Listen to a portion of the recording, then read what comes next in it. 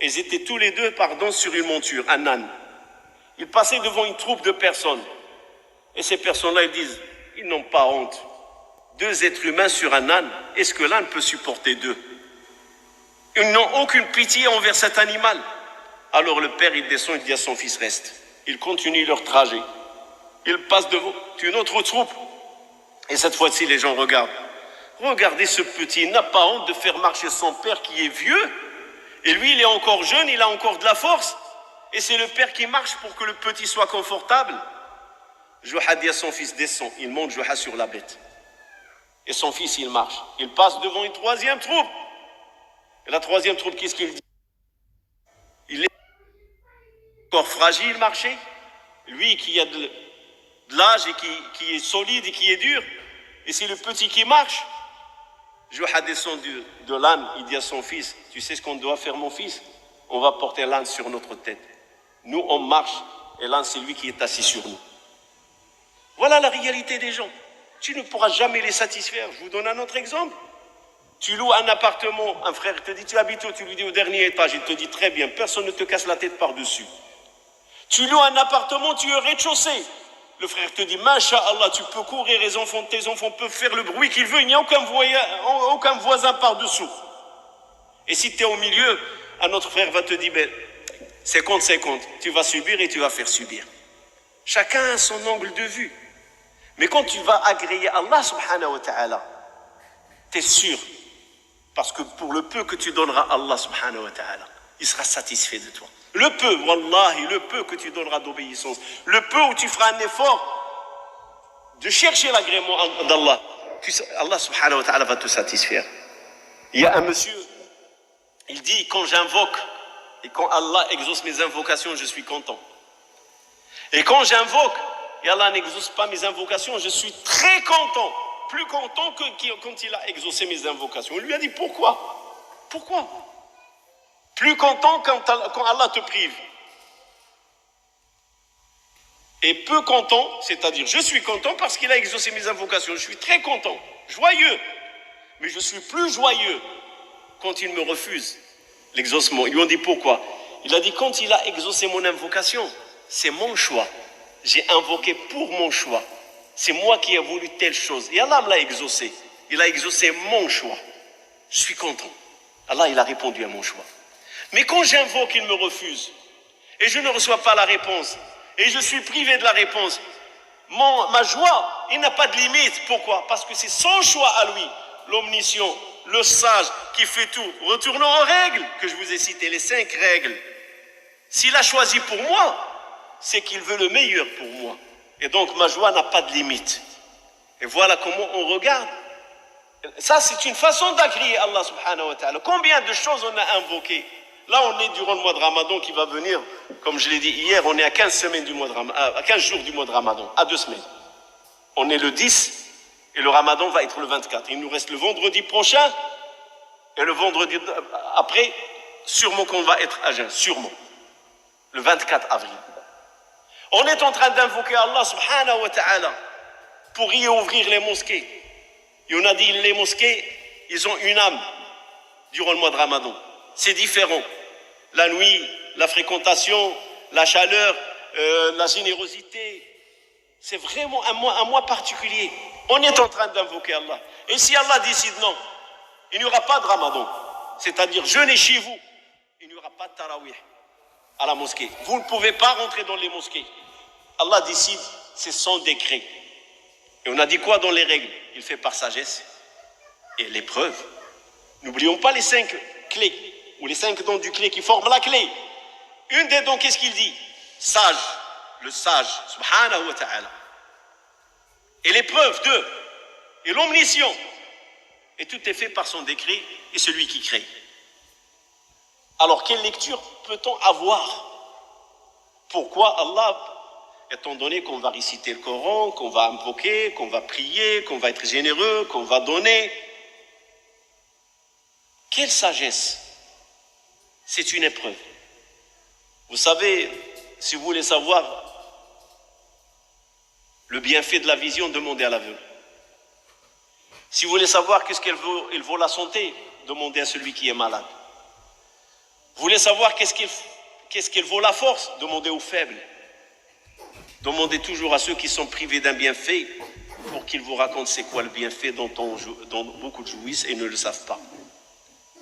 Alors peut-être Allah subhanahu wa ta'ala veut que les musulmans regardent c'est quoi le bienfait d'une mosquée, la valeur d'une mosquée. Pourquoi Allah subhanahu wa ta'ala ferme les portes? On n'a pas le choix. Laissez ton musulman d'être interpellé, de trouver des réponses. J'ai lu, c'est pas une colère. Allah n'est pas en colère, il ne faut pas parler ce langage. Non, mon frère, ma soeur, je parle ce langage. Parce que je t'ai dit, 5, ne les oublie pas. Il y a une sagesse dans tout. Est-ce qu'Allah se met en colère? Oui, Allah subhanahu wa ta'ala se met en colère. Oui. Et celui qui renie ça, il ne connaît pas Allah. Parce qu'une des conditions pour rentrer par la porte de l'agrément, tu dois connaître Allah. Et c'est pour ça qu'on a cité les 5 points. Tu dois connaître Allah. Et parmi les choses que tout musulman doit savoir d'Allah, c'est qu'Allah se met en colère. Quand tu vois Mecca fermé, tu vois Médine fermé, des frères, des sœurs, des familles qui ont programmé de passer le mois de Ramadan 2020, 1441 en Umrah. Et j'en connais des frères qui avaient la décision, et des familles, la décision de passer tout le mois de Ramadan en Umrah, petit pèlerinage. Aujourd'hui, ils ne peuvent pas, c'est annulé. Pose-toi la question, pourquoi? Pourquoi Allah prive? C'est qu'il y a une raison. Les cœurs sont en train de se déchirer. Les cœurs des croyants sont en train de pleurer. Et il ne faut pas blâmer Allah. Non, l'agrément, au contraire, accepter. Accepter. Et la moindre des choses que les musulmans doivent savoir, qu'en 2019 à 2020, les soirées qui étaient célébrées pas loin de la mosquée du prophète sallallahu alayhi wa sallam, et les soirées qui étaient célébrées pas loin de Mecca, même des casinos de jeux de cartes, ils ont été ouverts dans la terre sainte, dans la terre que le prophète sallallahu alayhi wa sallam a nettoyée du polythéisme. C'est une transgression de l'haram. Al-haram al-makki ou al-haram al-madani. Une transgression. Parce que qu'est-ce que ça veut dire, le-haram? Interdit de certaines pratiques qui ne font pas partie de la foi de l'islam. Et ces gens-là, ils ont transgressé. Ça, c'est une de lectures qu'il faut regarder, il ne faut pas l'oublier. Comme on a fait une lecture, si tu cherches l'agrément d'Allah, même si les gens te contestent, ne t'afflige pas. Sois sûr et certain qu'Allah sera avec toi et les gens vont t'agréer malgré eux à la fin et tu auras l'agrément, bien sûr, en premier d'Allah subhanahu wa ta'ala. Aujourd'hui, on invoque. Pourquoi Allah nous refuse? Pourquoi Allah nous refuse? Oui, il a le droit de refuser. Oui, il a le droit de nous fermer les portes. Et on ne dit pas que c'est la maison d'Allah. Le chef de la maison, il fait ce qu'il veut dans sa maison. On dit les mosquées, وَأَنَّ الْمَسَاجِدَ لِلَّهِ وَأَنَّ الْمَسَاجِدَ بُيُوتُ اللَّهِ. Oui, le chef, il a le droit de te dire ne rentre pas chez moi. Oui, je te ferme la porte. Et après, إِذَا قِيلَ لَكُمْ ارْجِعُوا فَارْجِعُوا. Ne l'a-t-il pas dit dans Sourate Nour? Si Allah vous dit, si le propriétaire dit rentrez chez vous, il ne veut pas vous ouvrir. On a le droit, on a le devoir de se poser la question derrière tout cela.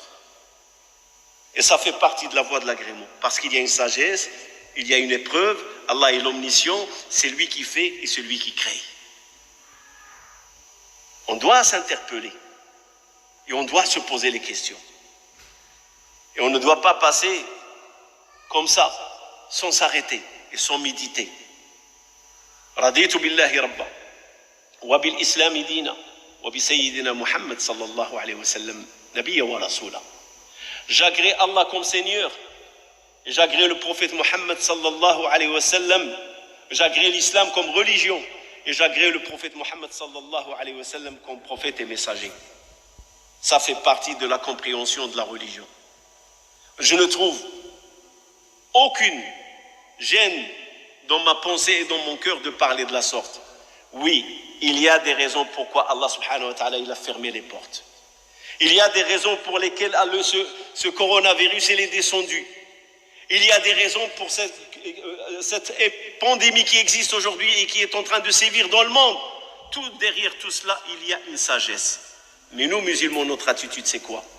Agréer et accepter. Et sache que la seule porte que tu peux toquer pour aller chercher l'agrément et qu'il va t'agréer, c'est Allah subhanahu wa ta'ala, comme il a agréé les compagnons du prophète alayhi salatu wassalam. C'est le seul. Les êtres humains, tu ne pourras jamais les chercher l'agrément total. Impossible. Comme toi, moi personnellement, quelqu'un ne peut pas carrément arriver à me combler pour dire vraiment, j'agrée totalement. On est des humains. Et le seul qui peut satisfaire ses serviteurs, c'est Allah subhanahu wa ta'ala. Le seul. Et donc c'est vers lui qu'il faut se retourner. Et c'est vers lui qu'il faut agréer. Et tant qu'on va chercher son agrément, on n'aura aucune difficulté. Et subhanallah, regardez la douleur de notre prophète alayhi salam à midi à Mecca, 13 années. Et 8 ans après l'immigration, la conquête de la Mecque. Il a enduré, et Omar ibn Khattab le disait. Quand le chapitre de Al-Qamar, il a été révélé, dans le chapitre Al-Qamar, il y a un verset dans lequel Allah dit